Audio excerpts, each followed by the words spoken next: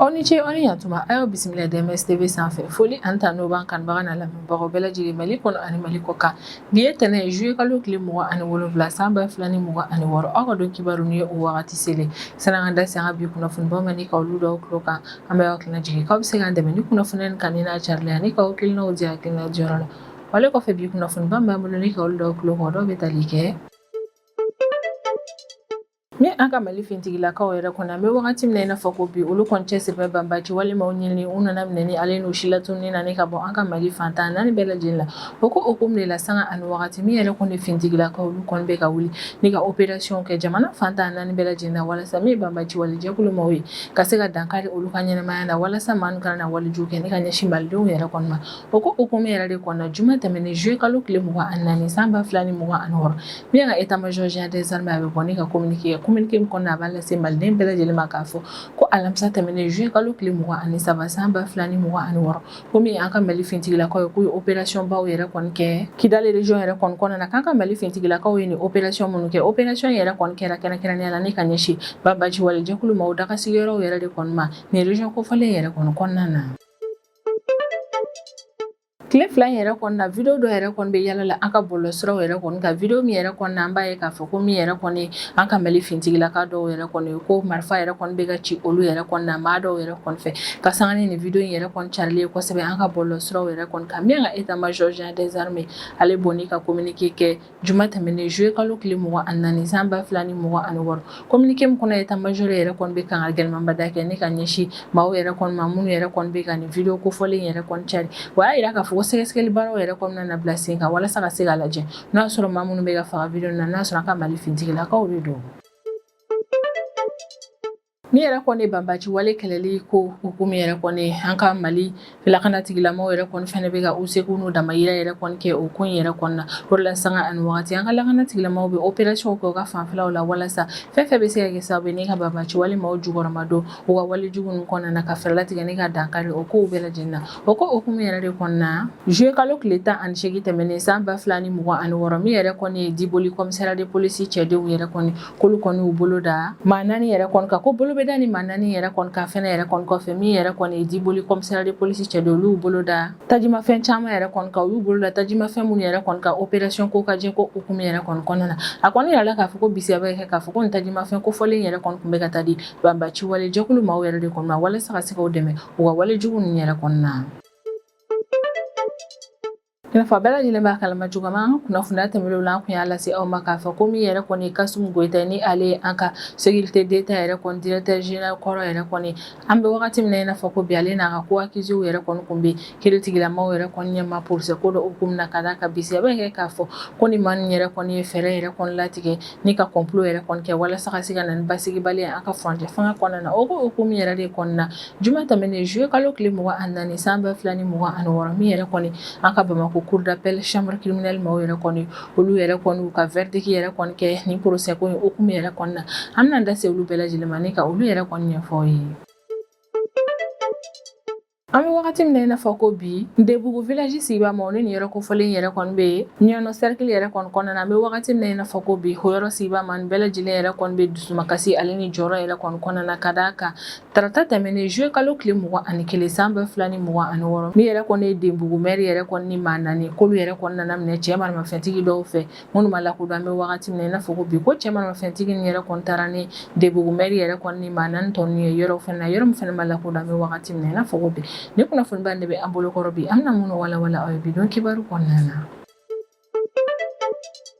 ni an ka Mali fintigilakaw ye an bɛ wagati min na i n'a fɔ ko bi olu kɔni cɛsirilen bɛ jamana fantan naani bɛɛ lajɛlen na opération kɛ la walasa ka se ka banbaci walimaw yɛrɛ kɔni si latunu ka bɔ an ka Mali jamana kɔnɔna na ko hukumu yɛrɛ de kɔnɔna ka sanga ni an ka Mali fintigilakaw u ka jamana lakanani a n'a lakɔlɔsili baaraw la ni an ka Mali fintigilakaw ka baara yɛrɛ kɔni kɔnɔna na u dɛmɛnen don kosɛbɛ n'u jɛɲɔgɔnw yɛrɛ kɔni ye ko o baara ko hukumu de la don tɛmɛnenw yɛrɛ kɔnɔna min an ka Mali fintigilakaw yɛrɛ kɔni ni u jɛɲɔgɔnw yɛrɛ kɔni u ye opération kɛ ni ka ɲɛsin banbaci walijɛkulu maaw yɛrɛ kɔni ma ma Kidali région yɛrɛ kɔni kɔnɔna na communiqué la min carila juma tɛmɛnen juillet kalo tile 24 san 2026 min ka état major général des armées ale bɛ bɔ ni ka lase maliden bɛɛ lajɛlen ma k'a fɔ ko alamisa tɛmɛnen juillet kalo tile 23 san 2026 min ka Mali fintigilakaw ka sanfɛ kɛlɛkɛminɛnw yɛrɛ kɔni k'olu ye farapu caman kɛ ni ka ɲɛsi banbaci wale jɛkulu JINIM ale ni FLA maaw dagasigiyɔrɔ yɛrɛ kɔni ma Kidali région yɛrɛ kɔni kɔnɔna k'an ka Mali fintigilakaw ka o don farapu yɛrɛ kɔni kɔfɛ k'o don kelen yɛrɛ kɔnɔna min yɛrɛ kɔni an ka Mali fintigilakaw ka sanfɛ kɛlɛkɛminɛnw yɛrɛ kɔni k'olu to jamana lakɔlɔsili baaraw yɛrɛ kɔnɔna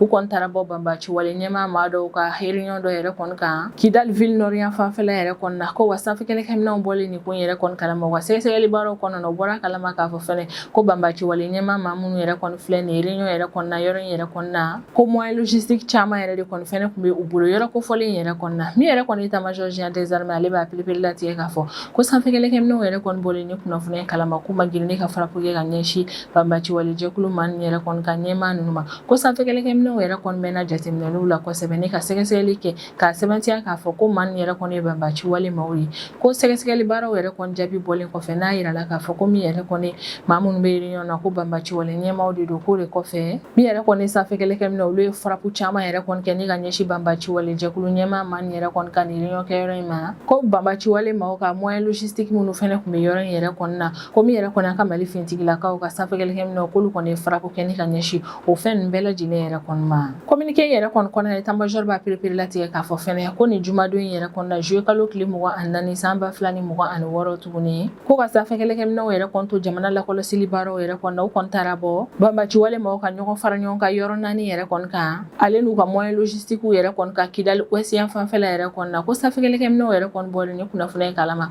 o mɛnna ni ka sɛgɛsɛgɛli baaraw kɛ kosɛbɛ walasa ka se ka renseignement sɔrɔ ko renseignement kɛnɛkɛnɛw sɔrɔlen de kɔfɛ min ye sanfɛ kɛlɛkɛminɛw olu sɔrɔla ka farapu fɛnɛ kɛ ni ka ɲɛsin banbaci wale maa ninnu yɛrɛ kɔni ka nin dagasigiyɔrɔ 4 yɛrɛ kɔni ma Kidali ouest yan fanfɛla yɛrɛ kɔni na communiqué yɛrɛ kɔni kɔnɔna min état major général des armées ale kɔni y'a yira k'a fɔ k'an bɛ wagati min na i n'a fɔ ko bi ko opération de reconnaissance yɛrɛ kɔni bɛ sen na an ka Mali fintigilakaw fɛ yɔrɔ in yɛrɛ kɔni na walasa bilan kɛrɛnkɛrɛnnen min yɛrɛ kɔni bɔra ni opération in na ka se ka o bɛɛ lajɛlen don ale ni farapu in kɛra sababu ni ka tiɲɛni hakɛya min don banbaci wale maaw kunna ka fɛɛrɛ latigɛ ni ka o bɛɛ lajɛlen don ka sɔrɔ ka n'o da jamana kɔnɔdenw tulo kan min yɛrɛ kɔni hiérarchie militaire yɛrɛ kɔni ale bɛ sinsin ka ko kura ko ale ni an ka Mali fintigilakaw halisa u cɛsilen bɛ opération yɛrɛ kɔni kɛli la ni ka ɲɛsin banbaci wale jɛkulu maaw ma walasa min yɛrɛ kɔni Mali jamana ye o ka kɛ Mali jamana kɔnɔdenw ta ye o ko hukumu de la a bɛ welemada kɛ ni ka ɲɛsin malidenw bɛɛ lajɛlen yɛrɛ kɔni ma k'halisa an ka continuer an ka danaya ta ka ɲɛsin an ka Mali fintigilakaw ma ka sanga ni an ka Mali fintigilakaw yɛrɛ kɔni ni kɛlɛ yɛrɛ kɔni kɔnɔna na k'a b'a laɲini jamana kɔnɔden bɛɛ lajɛlen fɛ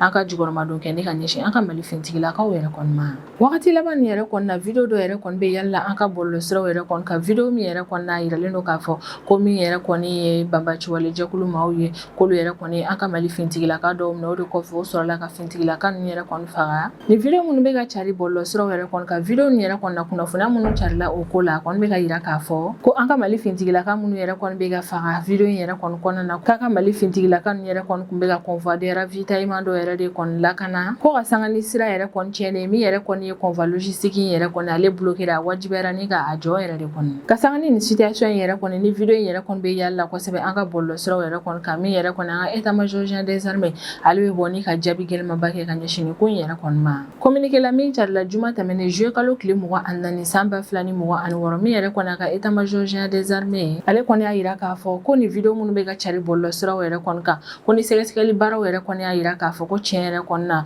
ko video in yɛrɛ kɔni na ko min yɛrɛ kɔni an ka Mali fintigilaka dɔ ye minnu minɛna k'olu yɛrɛ de kɔni bɛ ka faga ko ni sɛgɛsɛgɛli baaraw yɛrɛ kɔni sera ka o ko in yɛrɛ kɔni sɛbɛntiya ko b'a yira k'a fɔ ko hadamaden hakɛ dɔ yɛrɛ kɔni violé la kosɛbɛ ko ni ɲɔgɔnna wale yɛrɛ kɔni bɛ se ka kɛ crime de guerre yɛrɛ kɔni an bɛ wagati min na i n'a fɔ ko bi ka d'a kan wale jugu in yɛrɛ kɔni ka jugu kosɛbɛ a bɛ se ka kɛ i n'a fɔ crime de guerre yɛrɛ de kɔni don état major général des armées ka kɔrɔfɔ la ka communiqué in yɛrɛ kɔni kɔnɔna na ko ni video in yɛrɛ kɔni utiliselen yɛrɛ kɔni don banbaci wale jɛkulu maaw ale ni kunnafonidiso fo ka taa se banbaci wale maaw jɛɲɔgɔn dɔw yɛrɛ kɔni ma k'olu maa yɛrɛ de kɔni bɛ ɲɔgɔnna video ninnu yɛrɛ kɔni cari ko o banbaci wale maaw o kunnafonidiso fo ka taa se banbaci wale maa jɛɲɔgɔn yɛrɛ kɔni ma o maa minnu yɛrɛ kɔni bɛ ka video in yɛrɛ kɔni cari u kɔni ka video in carili kɔnɔna na u ka laɲini yɛrɛ de kɔni k'a kɛ i n'a fɔ k'u ye sebayaba yɛrɛ kɔni sɔrɔ an ka Mali fintigilakaw yɛrɛ kɔni kan wa u bɛ fɛ ka jamana kɔnɔdenw yɛrɛ kɔni hakili salo fɛnɛ communiqué in yɛrɛ kɔni kɔnɔna min ye état-major général des armées ale kɔni b'a yira k'a fɔ ko vidéo in yɛrɛ kɔni kɔnɔna i bɛ fɛn min ye ale ni kɛlɛkɛyɔrɔ la min yɛrɛ kɔni bɛ ka kɛ k'olu yɛrɛ kɔni tɛ kelen ye ka d'a kan ko kɛlɛkɛyɔrɔ yɛrɛ kɔnɔna sebaya bɛ an ka Mali fintigilakaw yɛrɛ de kɔni bolo nka n'i ye vidéo in ye a bɛ k'i ɲɛna k'a fɔ ko banbaci walima o de bɛ ka sebaya sɔrɔ an ka Mali fintigilakaw kan ka sɔrɔ ko in tɛ tiɲɛ ye ko sɛgɛsɛgɛli baaraw yɛrɛ kɔni bɛna daminɛ walasa ka se k'a lajɛ n'a sɔrɔ vidéo in yɛrɛ kɔni ye vidéo cɛman yɛrɛ kɔni ko ni sɛgɛsɛgɛli baaraw yɛrɛ kɔni jaabi yɛrɛ kɔni nana yira k'a fɔ ko vidéo in ye tiɲɛ ye ko maa o maa yɛrɛ kɔni sen donna nin ko in yɛrɛ kɔni na k'u bɛɛ lajɛlen yɛrɛ kɔni bɛ taa jaabi kɛ ni ka ɲɛsin an ka Mali kiiritigilamaw yɔrɔ la ko maa minnu yɛrɛ kɔni fintigilaka ninnu faga o u ka complice o maa minnu y'u dɛmɛ baara in na o fo ka taa se maa minnu b'a dabɔ a kama ni ka vidéo in yɛrɛ kɔni cari walasa diɲɛmɔgɔ ka se k'a ye ko maa nin bɛɛ lajɛlen k'a dɔn k'a fɔ ko ni sɛgɛsɛgɛli baaraw y'a yira k'a fɔ ko vidéo in ye tiɲɛ ko bɛɛ lajɛlen k'a dɔn k'a fɔ k'u bɛ taa jaabi kɛ ni ka ɲɛsin nin wale in ma ka kiiritigilamaw yɔrɔ la ko maa fɛn fɛn mana minɛ nin ko in yɛrɛ kɔni hukumu yɛrɛ kɔni na k'i k'a dɔn k'a fɔ k'i ka kiiri yɛrɛ kɔni bɛ tigɛ jamana ka sariyaw ale ni diɲɛ sariyaw yɛrɛ de kɔni kɔnɔna na min yɛrɛ kɔni an ka hiérarchie militaire ale kɔni bɛ laɲini kɛ kunnafonidiso ale ni jamana kɔnɔdenw yɛrɛ kɔni ma minnu bɛ ka nin vidéo in yɛrɛ kɔni cari k'u hakili to u yɛrɛ la kosɛbɛ wa yan'u ka vidéo yɛrɛ kɔni cari u ka vidéo nin yɛrɛ kɔni kɔnɔnafɛnw sɛgɛsɛgɛ kosɛbɛ ko ka vidéo yɛrɛ kɔni cari vidéo min yɛrɛ kɔni bɔra banbaci wale maaw yɔrɔ la ka sɔrɔ i m'a vidéo sɛgɛsɛgɛ i m'i sigi k'i hakili jagabɔ kosɛbɛ ko yɛrɛ kɔni bɛ kɛ sababu ye n'i yɛrɛ kɔni sen bɛ don Mali kɛlɛ in yɛrɛ kɔni na mɛ wagati min na i n'a fɔ ko bi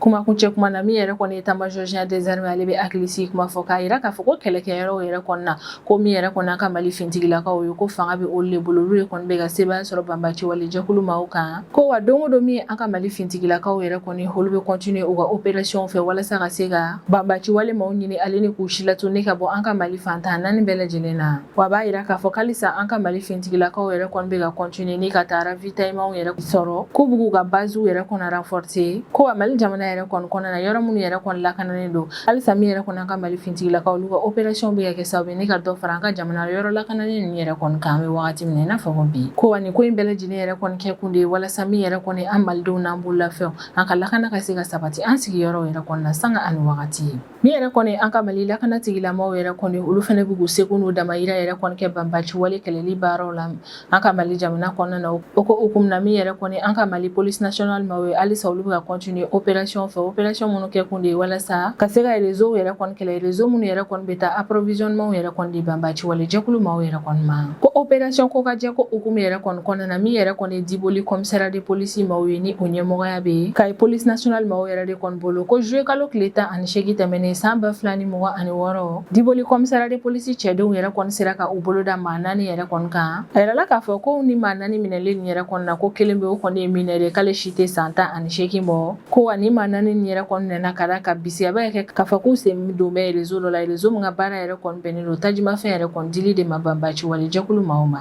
ko Diboli commissariat de police cɛdenw kelen ni k'u bolo da ni maa 4 nin yɛrɛ kɔni kan ko maa 4 nin minɛlen yɛrɛ kɔni fɛnɛ kɔfɛ u taara wolomali min kɛ maa nin yɛrɛ kɔni ka so wolomali yɛrɛ kɔni kɛra sababu ye ni commissariat de police ka cɛdenw yɛrɛ kɔni sera k'u bolo da fɛn caman kan u y'u bolo da fɛn minnu ka kɛrɛnkɛrɛnnenya la o de ye bolimafɛn sen 3 den 4 barigo 20 ni barigo 20 yɛrɛ kɔni na a kɔni yiralen don k'a fɔ ko 6 yɛrɛ kɔni falen don tajimafɛn na 20 litres bitɔn 488 ni o bitɔn 488 yɛrɛ kɔni na 32 u bɛɛ lajɛlen kun falen don tajimafɛn de la ale ni buteli litiri 1 ni yɛrɛ kɔni den 11 ko min yɛrɛ kɔni ye Diboli commissariat de police cɛdenw yɛrɛ kɔni k'u y'u bolo da ni min yɛrɛ kɔni kan ko buteli yɛrɛ kɔni bɛɛ lajɛlen fɛnɛ kun falen yɛrɛ kɔni kun don tajimafɛn yɛrɛ kɔni na ko ni wolomali yɛrɛ kɔni senfɛ u sera ka u bolo da ni fɛn juguba ni yɛrɛ de kɔni kan ni maa 4 ninnu bolo an ka police nationale maaw yɛrɛ kɔni ka kɔrɔfɔla kan bɛ wagati min na i n'a fɔ ko bi ko min yɛrɛ kɔni ye Diboli commissariat de police cɛdenw halisa u bɛ ka continuer sɛgɛsɛgɛli baaraw yɛrɛ kɔni fɛ walasa n'a sɔrɔ complice wɛrɛ kun bɛ nin maa na u ka baara jugu in kɔnɔna na ka fɛɛrɛ latigɛ ni k'o complice minɛ walima n'a sɔrɔ ko in yɛrɛ kɔni ye réseau de ye ka fɛɛrɛ latigɛ ni ka réseau in yɛrɛ kɔni ci walasa ni yɛrɛ kɔni ye banbaci wale jɛkulu maaw ye olu kana na se ka tajimafɛn sɔrɔ cogoya si la jamana kɔnɔna na ni opération min yɛrɛ kɔni kɛra Diboli commissariat de police cɛdenw yɛrɛ kɔni fɛ opération in yɛrɛ kɔni bɛ tali kɛ an ka Mali police nationale maaw ka cɛsiri baaraw la walasa ka se ka criminalité ale ni jugɔrɔmadenw kɛli ka ɲɛsin banbaci wale jɛkulu maaw ma ka se ka o ko in yɛrɛ kɔni kɛlɛ ka bɔ Mali fantan naani bɛɛ lajɛlen na i n'a fɔ an ka Mali autorités y'a laɲini fintigilakaw fɛ cogo min ni opération in yɛrɛ kɔni senfɛ min yɛrɛ kɔni ye Diboli commissariat de police ɲɛmaa yɛrɛ kɔni ale ye foliba kɛ ne ka ɲɛsin a ka cɛdenw ma kɛrɛnkɛrɛnnenya la minnu sen donna ni opération in na a b'u fo u ka cɛsiri ale n'u ka baara kɛ kun ɲuman na ni opération in senfɛ ka d'a kan k'u ka cɛsiri n'u ka baara kɛ kun ɲuman de kɛra sababu ye ni jaabi ɲuman sɔrɔla ni opération in na wa a bɛ tila ka wulimada kɛ ne ka ɲɛsin an ka jamana kɔnɔ kɔnɔdenw yɛrɛ kɔni ma k'alisa an ka continuer an ka collaboration tɛmɛ ani an ka lakana tigilamɔgɔw yɛrɛ kɔni ɲɔgɔn cɛ la ko n'an bisigara maa o maa ka ko kɛtaw yɛrɛ kɔni na an k'an ka police nationale mɔgɔw ka numéro vert yɛrɛ kɔni wele walasa ka se ko in yɛrɛ kɔni signale ko n'o yɛrɛ kɔni kɛra an bɛ lakana tigilamɔgɔw dɛmɛ kosɛbɛ jamana lakana sabatili baaraw yɛrɛ kɔni na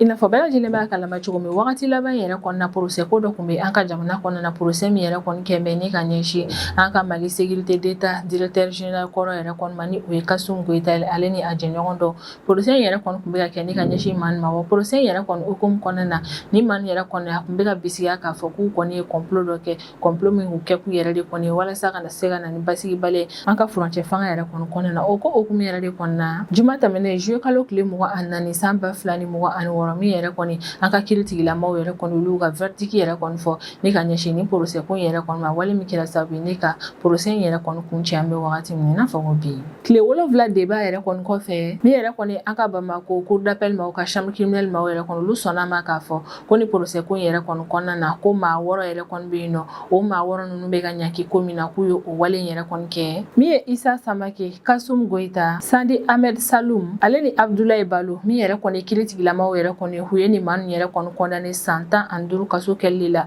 an ka Mali jamana kɔnɔna na wa ni maa yɛrɛ kɔni condamné la ka da ka sɛgɛsɛgɛli baaraw y'a yira k'a fɔ k'u farala maa jugu kan ni ka juguya kɛ ka ɲɛsin jamana yɛrɛ kɔni ma ko wa maa yɛrɛ kɔni ye complot kɛ ni ka ɲɛsin jamana gouvernement ma ko fɛnɛ tɛmɛlen kɔfɛ min ye Kalilu Dumbiya ale ni Mustafa Jakite yɛrɛ kɔni min ye kiiri tigilamɔgɔw yɛrɛ kɔni ye u ye ni maa yɛrɛ kɔni condamné san 7 kaso kɛli la ni maa condamné san 7 kaso kɛli la ka da kan a kɔni yira la k'a fɔ ko maa tɔ ninnu yɛrɛ kɔni ka baara yɛrɛ kɔni kɔnɔna na ko ni maa 2 ninnu yɛrɛ kɔni kɛra u ka complice yɛrɛ de kɔni ye min yɛrɛ kɔni Bamako cour d'appel ma u ka chambre criminelle kiiri tigilamɔgɔw yɛrɛ kɔni olu ma dan dɔrɔn yɛrɛ kɔni ma u kɔni y'a yira k'a fɔ ko ni maa 6 ninnu yɛrɛ kɔni k'u bɛ jɛ ɲɔgɔn fɛ ni ka dɔrɔmɛ 1 kɔrɔma yɛrɛ kɔni sara k'o kɛ yafadeli ye ka ɲɛsin jamana ma k'a yira k'a fɔ k'u ye wale min yɛrɛ kɔni kɛ ko o nimisara la wa k'u jo t'a la yɛrɛ kɔni hakili lajiginna plaidoirie wagatiw yɛrɛ kɔni na min yɛrɛ kɔni ye ministère public yɛrɛ kɔni ale kun ye laɲini kɛ kiiri tigilamɔgɔw yɛrɛ kɔni fɛ ko ka ni maa yɛrɛ kɔni condamné san 20 kaso kɛli de la nka min yɛrɛ kɔni kiiri tigilamɔgɔw olu kɔni décision ta ni ka dɔɔni bɔ nin ko yɛrɛ kɔni na u ye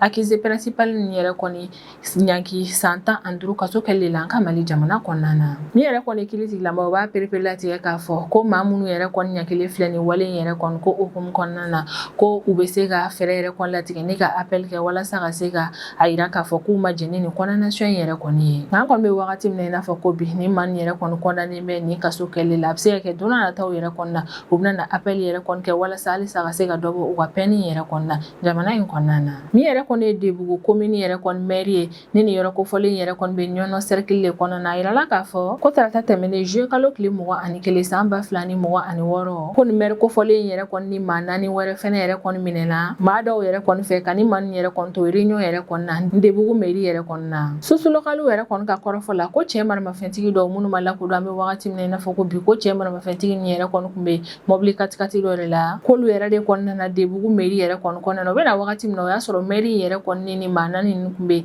réunion dɔ yɛrɛ de kɔni na o de kɔnɔna na min yɛrɛ kɔni cɛ maramafɛntigi nin ye u ye mairie yɛrɛ kɔni ni maa 4 ninnu bɛɛ lajɛlen minɛ ni ka taa n'u ye yɔrɔ la yɔrɔ min ma lakodɔn an bɛ wagati min na i n'a fɔ ko bi ni maa yɛrɛ kɔni nana lahalaya min kɔnɔna na ale ni wale min nana kɛ sababu ni maa yɛrɛ kɔni nana minɛ an bɛ wagati min na i n'a fɔ ko bi o kɔni si yɛrɛ kɔni ma dɔn nka min yɛrɛ kɔni an ka Mali autorité olu kɔni y'a yira k'a fɔ k'u bɛna na sɛgɛsɛgɛli baaraw yɛrɛ kɔni daminɛ ko yɛrɛ kɔni kan walasa ka se ka fɛɛrɛ latigɛ min yɛrɛ kɔni maire kofɔlen ni maa 4 nin yɛrɛ kɔni ka olu yɛrɛ kɔni teliya yɛrɛ kɔni na an kɔni bɛ wagati min na i n'a fɔ ko bi min yɛrɛ kɔni Debugu sigibaa ma olu fɛnɛ bɛ ka wulimada kɛ ni ka ɲɛsin an ka Mali autorité ma ko fɛɛrɛ bɛɛ lajɛlen ka latigɛ min yɛrɛ kɔni olu ka maire o ka se ka segin ka na olu ma ka sɔrɔ basi foyi yɛrɛ kɔni ma sɔrɔ ni ne bɛ dan sigi an ka bidon kibaru la an b'an kanbaga na lamɛnbagaw bɛɛ lajɛlen fo Mali kɔnɔ ani Mali kɔ kan an bɛ hakilina jigin k'aw bɛ se k'an dɛmɛ ni kunnafoni kan ni n'a carili ani k'aw hakilinaw di hakilina diyɔrɔ la wale kɔfɛ an b'a fɔ yan ko aw k'an bɛn a ɲɔgɔnna wɛrɛ ma